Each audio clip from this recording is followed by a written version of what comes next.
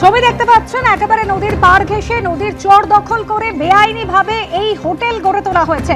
হাইকোর্টের নির্দেশ, নদীর মধ্যে থেকেই হোটেল উঠেছে এবং নদীর চর দখল করে বেআইনি ভাবে এই দুটি হোটেল তৈরি করা হয়েছে। অবৈধ নির্মাণ একেবারে এবং হোটেল তৈরি করা হয়েছিল।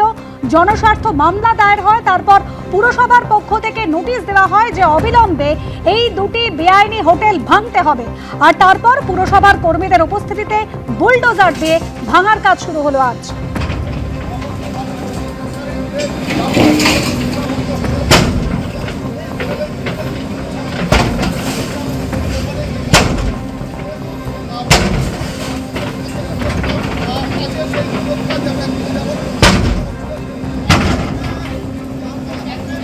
মমতার আমলে যা কিছু হয়েছে অবৈধ কাজকর্ম চলেছে, তার এটা একটা দৃষ্টান্ত উদাহরণ যে এখানে অবৈধভাবে গায়ের জোরে সরকারি সম্পত্তি, নদীর সম্পত্তি দখল করা হয়েছে। আমরা বারংবার যখন গিয়েছি একটাই বক্তব্য এসেছে, এটা নাকি তাদের বৈধতার সার্টিফিকেট পেয়েছে। এবার যে বৈধতার সার্টিফিকেট দিয়েছিল তারা দাঁড়িয়ে ভাঙাচ্ছে, এটাই করুণ পরিণতি।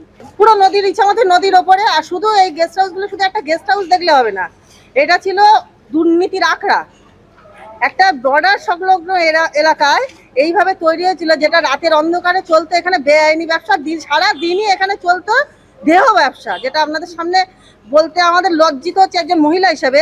কিন্তু যার জন্য এক্ষুনি কিছু মারা দিদিরা বলছিলেন যে বহু সংসারের ক্ষতি হচ্ছে এই গেস্ট হাউসগুলোর জন্য। এটা অন্যায়, মানে এখানে নদীর হাওয়াটা বন্ধ করে দিয়েছে।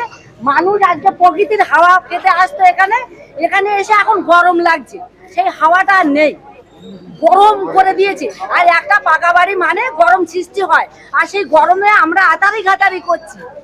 আজকে আমরা হাওয়া খেয়ে এখানে শান্তি পেতে আসতাম, আর ভগবানকে ডাকতে ডাকতে আসতাম, ভগবান তুমি কি সুন্দর হাওয়া ছেড়েছো, এই হাওয়াটা কে বন্ধ করলো? এখানে দুর্নীতি, অরিজিনাল জায়গাটাকে অরিজিনাল থাকতে দিচ্ছে না, তারা নকল করে দিচ্ছে সব। এগুলো আমি মানছি না।